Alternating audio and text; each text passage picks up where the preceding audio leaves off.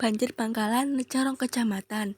Banjir ing Pangkalan, Madura, Jawa Timur neca 2 kecamatan, yaiku Arosbaya lan Blega. Kapetik saka Detik Jatim, banjir wis ping 3 ing wilayah Bangkalan wiwit taun 2022. Banjir kang disebabake amarga udan deras iki nuwuhake atusan omah warga kejelap. Banjir sepisanan rejang Kecamatan Arosbaya, Bangkalan, Madura. Sabtu tanggal 31 wulan 12 taun 2022.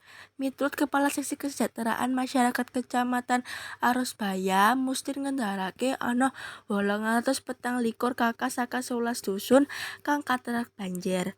Sabtu tanggal 31 wulan 12 taun 2022 banjir uga dumadi ing Kecamatan Blega, Bangkalan, Madura. Kapolres Blega Ibtu Muhammad Syamsuri ngandharake atusan omah warga saka 8 désa kecelep banjir amarga udan terus-terusan.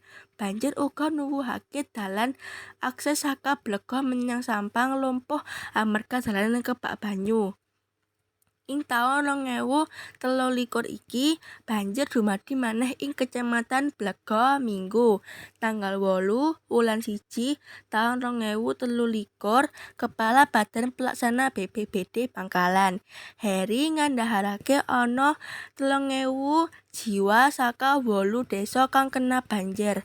Banjir iki minangka banjir kang disebabake amarga udan deres ing wilayah Blega sisih elor.